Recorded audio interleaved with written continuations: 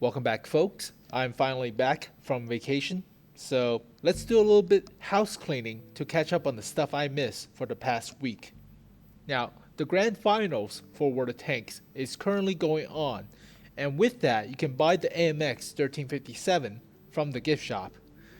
So here it is. You can buy the special mascot for Wargaming Esports this year, the AMX 1357. Now, I already covered this light tank in one of my previous leak videos, so you can go check that out. But a quick summary. This is going to be a tier 7 French premium light tank. It is like the AMX 1375, but it has a smaller caliber gun, the 57mm L100. It carries roughly 56 rounds with 8 shots per clip. So it does about 720 damage per clip. So which is pretty good, but it doesn't have the best mobility competing against the Bulldog or the LTTB. So this tank is not the most mobile of light tanks. So you play this thing like an assassin or you play it like a passive scout. So I already covered this light tank, but here is the tank inspector info. So you can see it's a light tank, like the same size as the AMX 1375. So the camouflage value should be pretty good, as expected out of French light tanks. But the power to weight ratio is kind of crap, only 17.01. So this tank is not as mobile. And let's compare with the 75. Where is the 75? What the F? What is it? What's a F? GF? Okay, weird. What is it? Okay, I have no idea. But where's the AMX? There it is.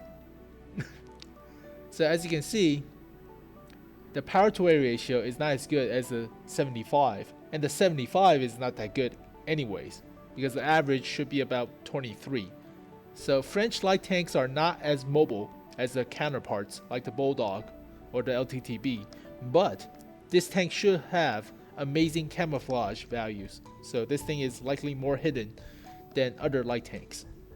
Now it has 8 shells per clip, but it only carries 56 rounds.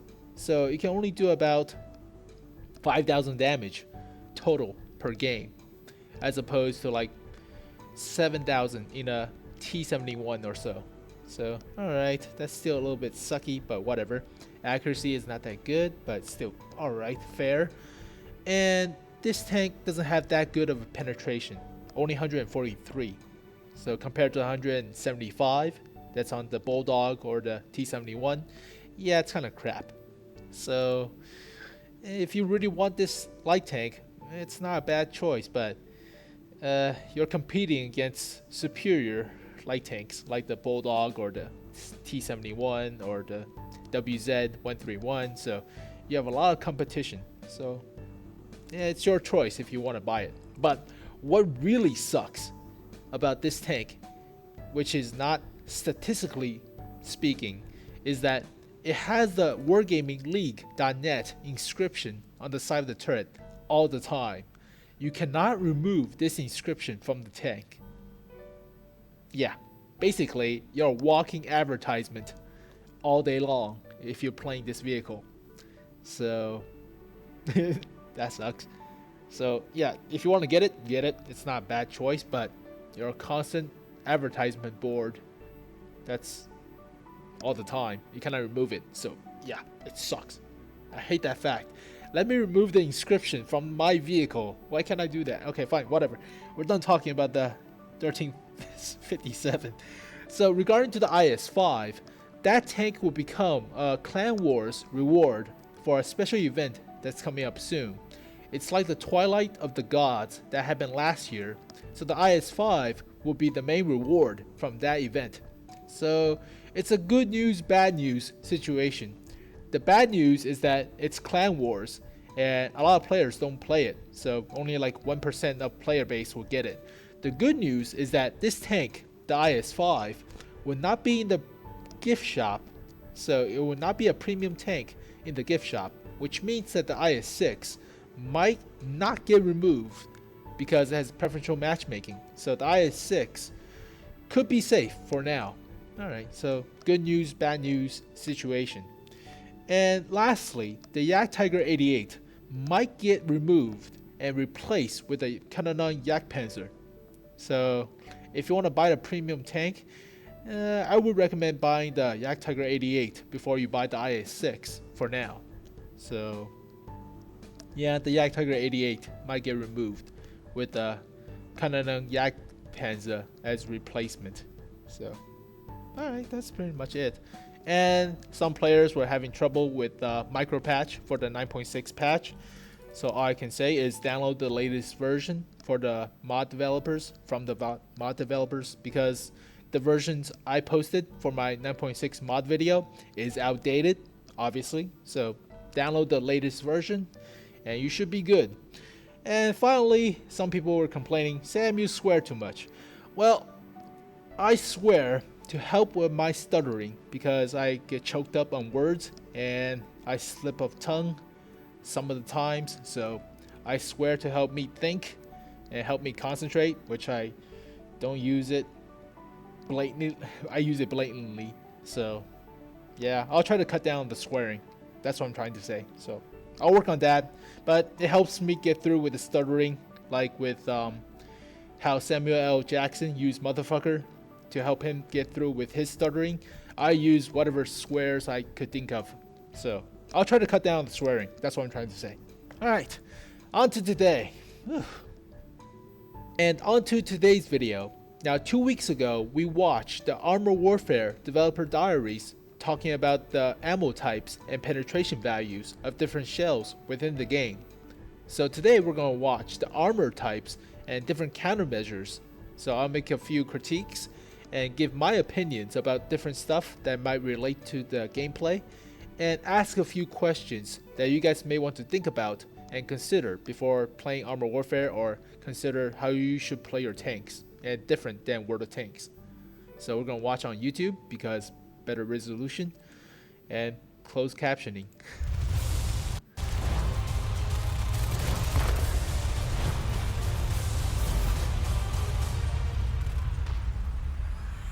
In the last episode of Developer Diaries, we talked about different types of ammunition and how they interact with the armor in our game. Today we will look at how different armor types and protection systems work in Armored Warfare.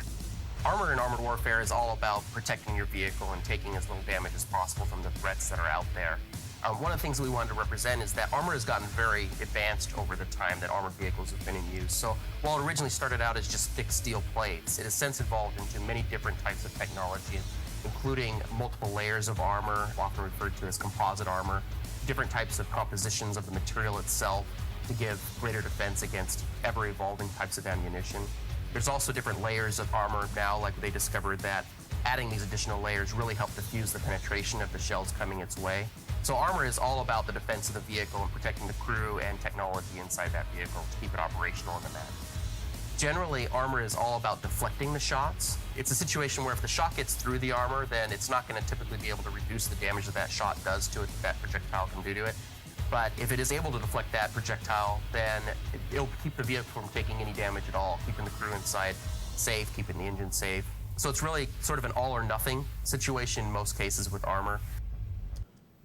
Alright, he mentioned that armor is about deflecting shots. So that's true against most kinetic energy penetrators. So stuff like the armor piercing, fin stabilized, discarding sabots, you know, those kinetic energy shells, which is basically a giant metal arrow that shoots at different tanks. So that's about deflection. But some armor can also absorb shots. So like explosive reactive armor is basically absorbing the shape charge that's being fired. So the shape charge fires into the ERA and the ERA explodes, and basically you're just absorbing the shot. So it's not deflecting per se, but it's roughly what he's saying. So all right.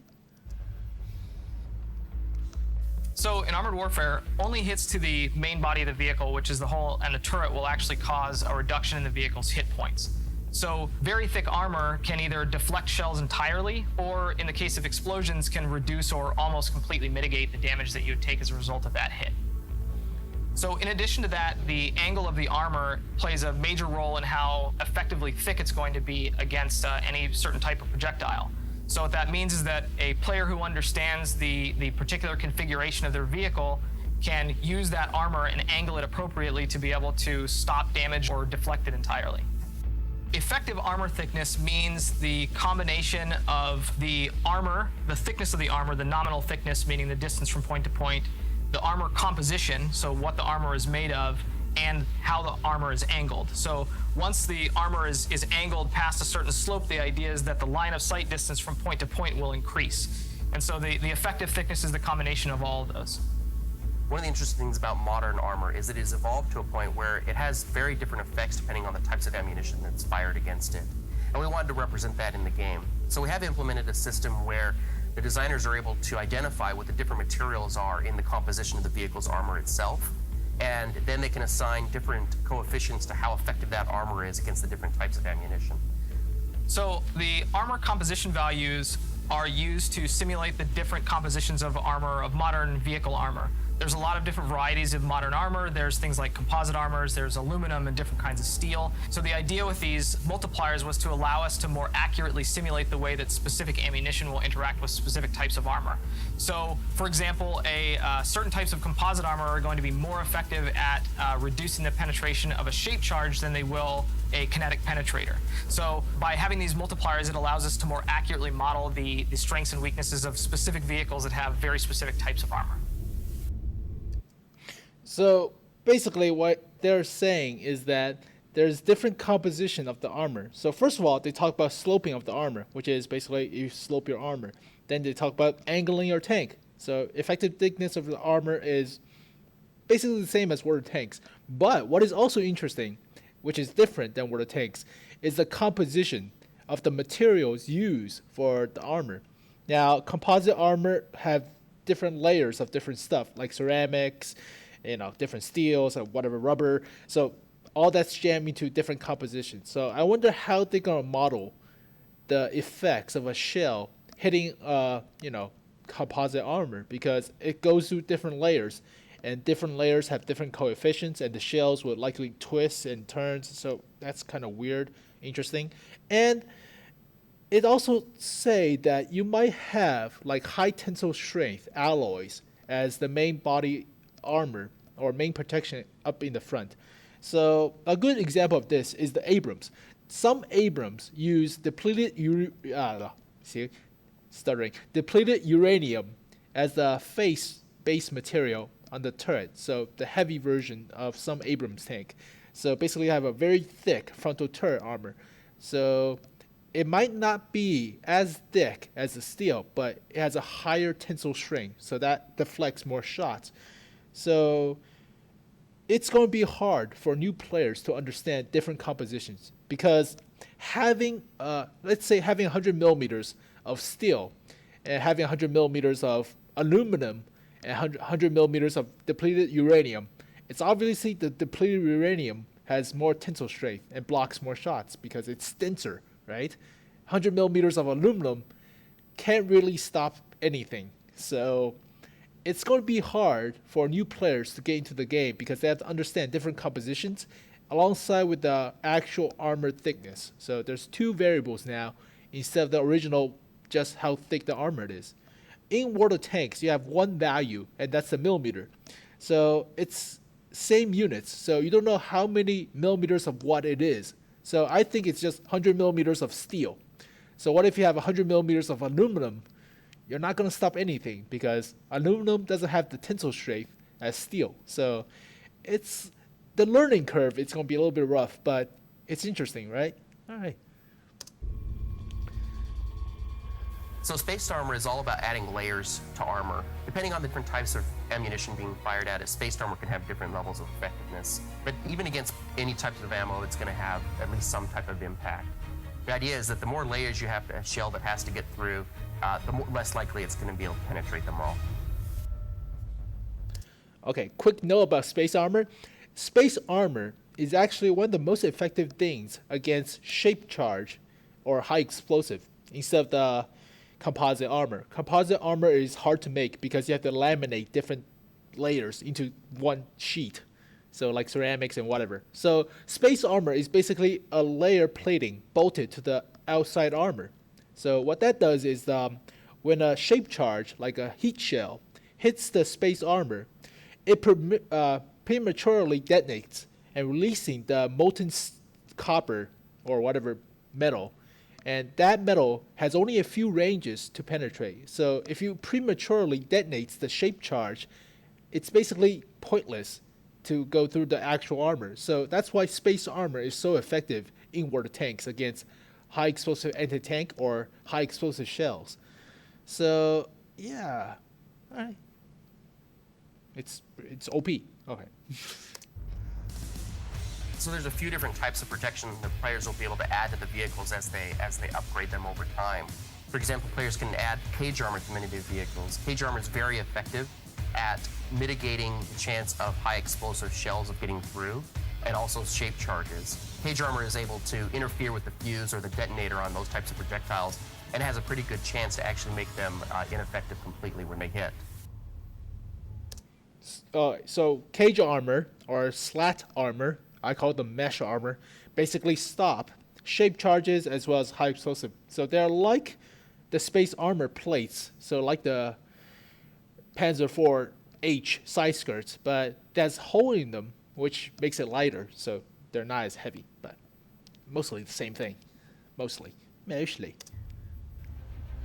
So Applique armor is actually the simplest of all the armor types that are available as upgrade packages on the vehicles. Applique just simply adds some additional thickness to the existing armor, although it does have one additional benefit, which is that it does cause a second penetration check. So in our hit resolution formula, there's a check each time penetrator or the stream from a shape charge hits a different layer of armor. And so by having two layers of armor, you're doing two penetration checks. And so even though the sum of armor thickness from both the space armor or the applique armor and the base armor may be a certain thickness, having to do two checks may actually make it fail, whereas it would have succeeded if it was just a single check. That's one small advantage of it. And that's sort of to simulate what happens in real life with this kind of applique armor, where it'll sometimes deform or destroy a projectile when it hits the second layer of armor.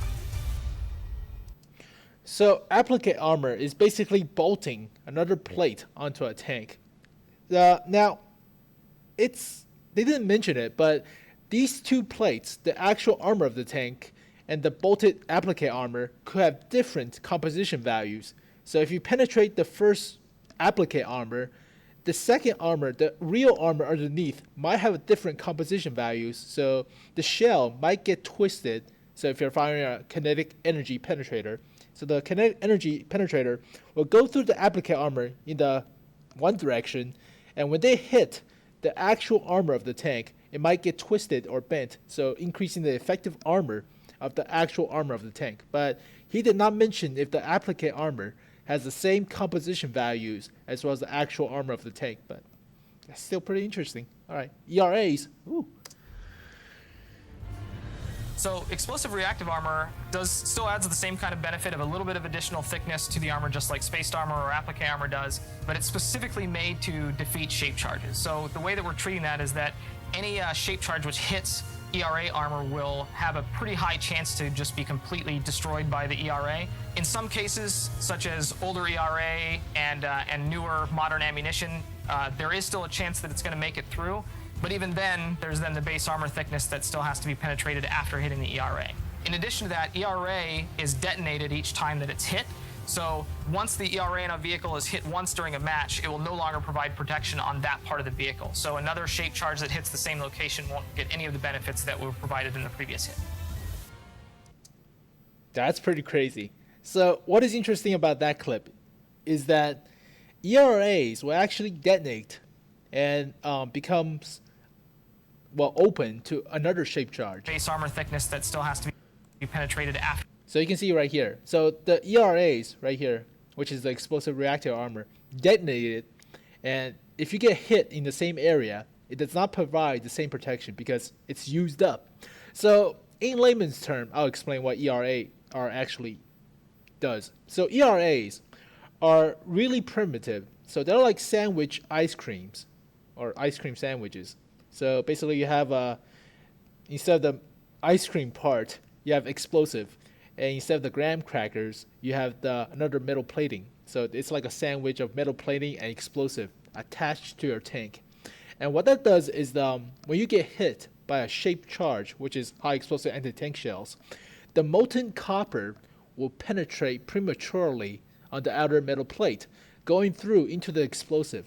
The explosive will detonate, and the whole shots, the shot of the high explosive anti-tank shell will explode on the outside of the tank.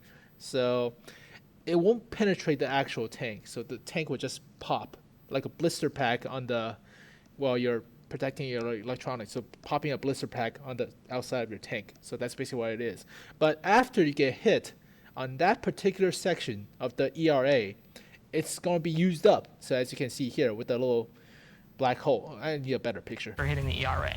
In addition to that, ERA is detonated. So like this right here. So this ERA, this sandwich, ice cream sandwich, got detonated right here, and it cannot be used anymore. So another shape charge will just penetrate after this, and you'll get hit. But it looks like that it's not modeled per square, so it only goes by 4x2. So this chunks right here, it's not like one chunk, one square. It's just a whole big chunk. So that kind of sucks. But they did not say what other shells would do to it. So for example, a high explosive shot onto ERAs might cause the whole side of the ERA to explode like a Chinese firecracker on the side of your tank. So the whole ERA will become useless, and another shape charge will just penetrate. So yeah, if you get hit with a high explosive round, it might blow off all the ERAs on the side of your tank, making them useless. So that's what normal people would do, I guess. Normal tank warfare would do. But each time that it's hit.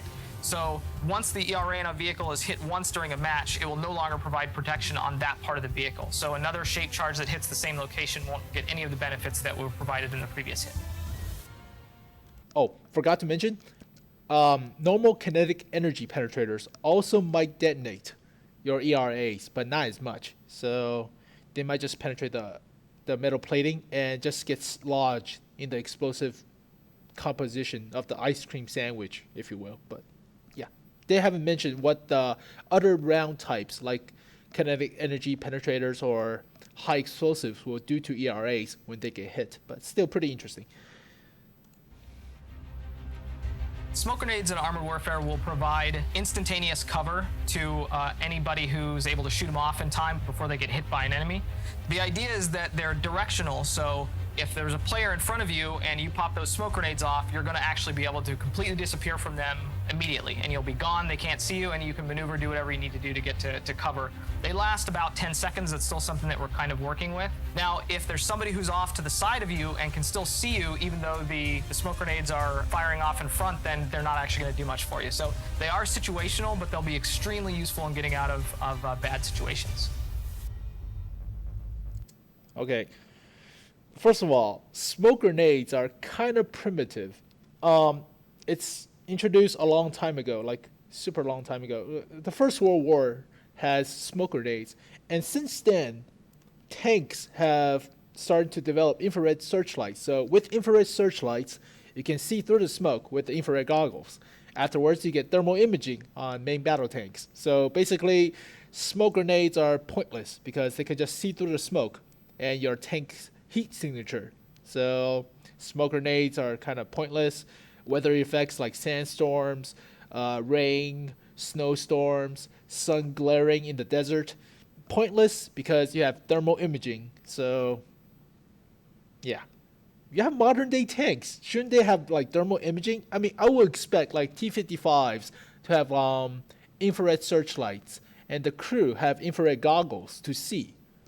That's fine, but normal main battle tanks like the Abrams have thermal imaging so they can see through your smoke. Okay. Pointless. So a hard kill active protection system is something that will fire at an incoming anti-tank guided missile and just shoot it out of the sky so that it never hits you.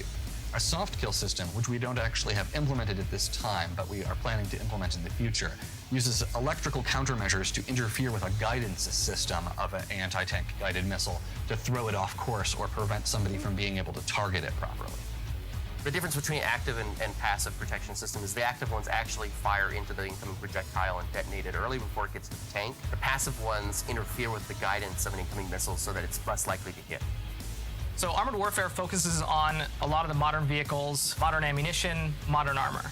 And I think that one of the things that makes this game really interesting is that we've gone to lengths to try to get all of these new mechanics into the game in interesting and unique ways. So a lot of this stuff really changes the kind of core gameplay. Things like explosive reactive armor and smoke grenades, they add a dynamic element that makes it much more interesting for players when they're actually in combat trying to figure out how to utilize these different elements. Okay, quick note about the APS, the active protection system. So they didn't have the passive protection system, but active protection system shoots down missiles. So when you fire a missile at somebody, they might shoot a smaller charge at the missile to calculate where the missile will hit, and prematurely detonates the missile in midair and diffusing the whole situation, right? Now, that would be nice. That's pretty good. But with the passive system, if they're going to implement the passive kill, the soft kill, which is basically a radar jamming device to throw off the incoming missile, so the missile will come towards you, and the radar jamming device will make the radar system on the missile to like veer to the left or veer to the right and just completely miss your vehicle. But based on the last video you saw with the ammo types and the penetration video, developer diaries, whatever video, the guidance of the missile is player-based. So you're pointing your mouse cursor onto a target, and the missile will just fly towards the mouse cursor. That's not thermal imaging based. That's not radio signal based. All right. If you're going to use soft kill, passively distorting the radar signatures or the heat signature of the missiles, that must be like just point and click type of missile system instead of the mouse clicker system, because the mouse clicker system is basically manual based on the tank commander. It will not be jammed unless, it's a wire guided missile or laser guided missile. The only way to jam it is throwing off the laser pointer or throwing off the wire. But yeah, primitive missile fire, like what laser guided missiles or wire guided missiles, are not easily like throw off by passive soft kill APSs. So how are you going to throw off like primitive missiles? So a good passive, I'm trying to say, is that a good passive protection system will throw off heat-seeking missiles. All right, it will easily throw off heat-seeking missiles. But the missiles shown in the previous video are designed by mouse pointer, because if it's heat-seeking in the game, it'll be way too OP. You just click on a target, you fire, the missile will fly towards the target and blows it up. So a passive protection system will easily counter that. But based on the past video, it's based off your mouse cursor pointing towards a target, and the missile flies towards that target. So, yeah. The passive system doesn't work with wire-guided missiles or laser-guided, unless you throw off the laser or somehow cuts the wire from the missile, but that's insane. And so I think that along with just the awesome modern vehicles, I mean things like the M1A1 and the T90 are great examples of some of our top tier vehicles that are really awesome and unique vehicles to play. We hope that this two-part video make the basics of penetration and defense clear to you, and we will be looking forward to seeing you on the battlefields of Armored Warfare. Okay, now I think about it, they haven't mentioned what the tracks will do and serve as. So there's wheeled vehicles, so road wheel vehicles like the tank destroyers, as well as tracked vehicles like normal main battle tanks. So what would happen if you fire a shaped charge into the tracks of a vehicle? So normally they will act like space armor, and the shaped charge will just blow off your tracks. But what will happen if you fire a shaped charge into a gigantic tire? they haven't mentioned that, so that sucks. All right. I mean, the tracks are kind of part of the armor, I guess, but what would happen if you fire a shape charge into the rubber? Whoa, physics. I'm thinking about physics, and these are interesting questions.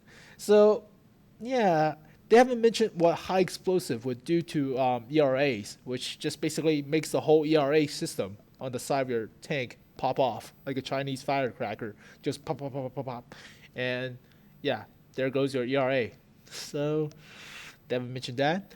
They haven't mentioned non-explosive reactive armor, NERA, which is basically rubber, and when that get hit, the rubber will expand, or some sort of ceramic material will actually expand and increase the thickness of the armor. So that's NERA, as well as the electrically charged reactive system. So there's also it's two metal plates with conducting materials in the middle. So when the shape charge hits it, it will close a circuit between these two plates, and these two plates will charge the material in the middle and diffuse it.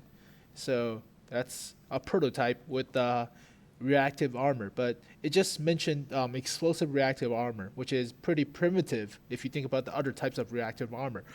They haven't mentioned what actual composite armor would look like, but that would be interesting. So most of these normal armors within the game are based off normal modern day battle tanks, but with normal day battle tanks, you cannot get actual stats, like actual compositions of the armor, because that's classified. That's military secret. You cannot access these info.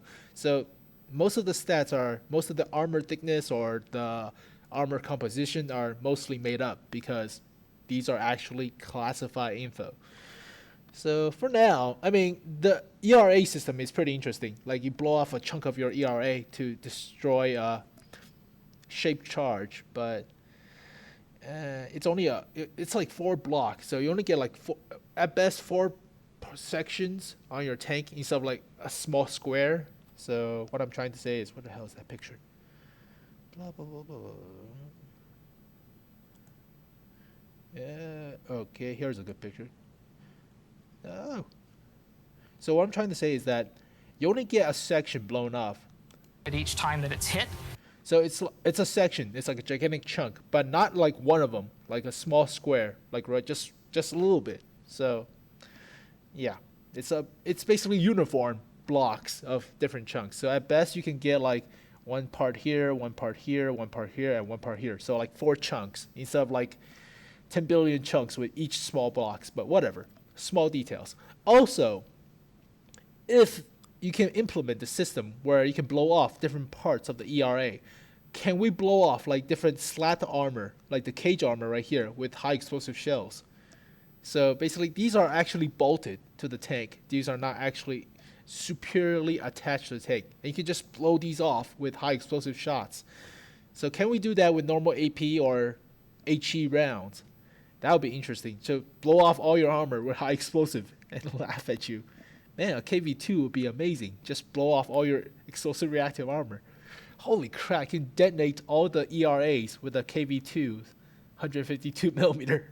But yeah, it's still pretty interesting. So yeah, those are my 2 cents about the different armor types.